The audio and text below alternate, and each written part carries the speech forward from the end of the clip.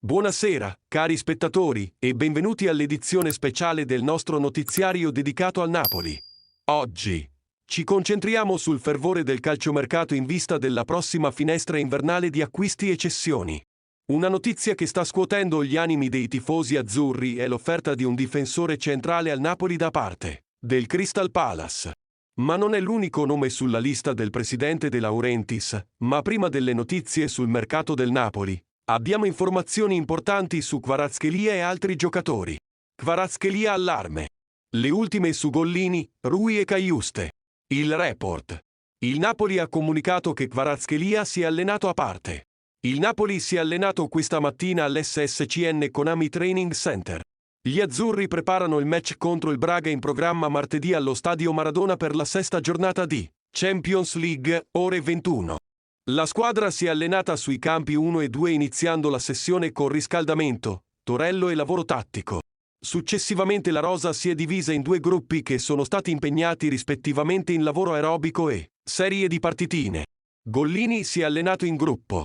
Il portiere è dunque recuperato per la sfida di Champions League. Ma scatta l'allarme Kvaratskhelia. Il calciatore georgiano ha lavorato in palestra per un leggero stato influenzale. Mario Rui ha svolto allenamento personalizzato in campo. Lavoro personalizzato in palestra per Cajuste. Kvaratskhelia dovrebbe recuperare per la partita di martedì prossimo, mentre Mario Rui probabilmente si accomoderà in panchina. In dubbio Cajuste, saranno decisivi i prossimi allenamenti per il suo recupero. E ora le novità di mercato. Il quotidiano Il Mattino ci offre uno sguardo approfondito sulle mosse che potrebbero animare il mercato partenopeo. Con l'emergenza terzini che sembra svanire grazie al ritorno imminente di Mario Rui e all'arrivo di Matias Olivera a gennaio, gli occhi del Napoli si rivolgono ora al cuore della difesa. Un punto critico che potrebbe vedere l'ingresso di Mark Guehi, difensore del Crystal Palace, ma non solo. La lista comprende anche Max Kilman dei Wolves, David Anco del Feyenoord e l'esperto Jerome Boateng, ora svincolato dopo la sua esperienza al Bayern Monaco. Ma il Napoli guarda anche oltre le frontiere, con Edmond Faikal Tapsoba del Bayer Leverkusen e della nazionale del Burkina Faso. In sintesi, il Napoli è in fermento, pronto a plasmare il proprio destino in difesa.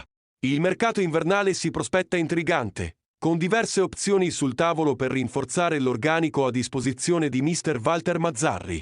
Restate sintonizzati con noi per tutte le ultime novità sul calciomercato azzurro.